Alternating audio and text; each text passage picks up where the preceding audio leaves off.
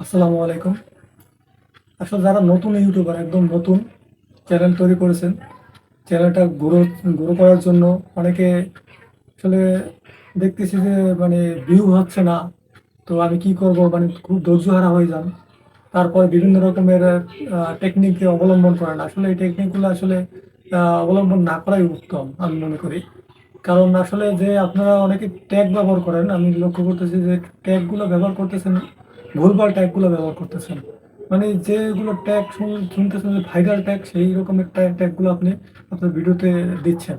আসলে অতিরিক্ত ট্যাগ দিলে আপনার ভিডিওর সাথে যদি কোনো কিছু মিল না থাকে, তাহলে কিন্তু আস্তে আস্তে ইউটিউব বা আপনার ইউটিউব টিম কিন্তু আপনাকে আস্তে আস্তে চ্যানেলটা গ্রো কিন্তু করবে না। প্রথম দিকে ভিউ হবে ঠিকই, কিন্তু আস্তে আস্তে কিন্তু আপনার চ্যানেলটা গ্রো হবে না, তো ডাউন হয়ে যাবে, রিস্ক কমে যাবে। আপনারা এই জন্য ভুলভাল ট্যাগ ব্যবহার করবেন না, অতিরিক্ত কোনো ট্যাগ দিবেন না। যেটুকু লাগে, যেমন অনুযায়ী আপনার যে ট্যাগ প্রয়োজন আপনি সেই ট্যাগগুলো ব্যবহার করবেন। আমি এমন ট্যাগ ব্যবহার করে আমি দেখছি যে আসলে আমার চ্যানেলটা প্রথমে ভালোই গ্রো ছিল, ভালোই রিচ ছিল। আমার চ্যানেলটা গ্রো হয়েছিল প্রথম দিকে ট্যাগ ব্যবহার করার পরে, কিন্তু এখন দেখতেছি আমার চ্যানেলটা আস্তে আস্তে করে ডাউন হয়ে যাচ্ছে। আপনার ভিউজ খুবই কম, ভিউজ হচ্ছে না।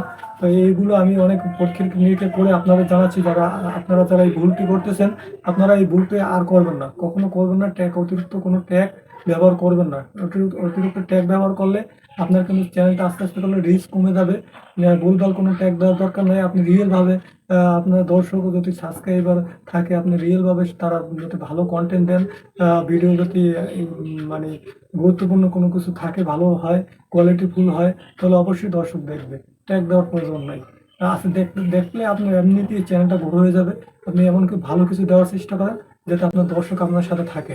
সবাই ভালো থাকবেন, দোয়া করবেন আমার জন্য, ভালো আপনাদের জন্য দোয়া রইল।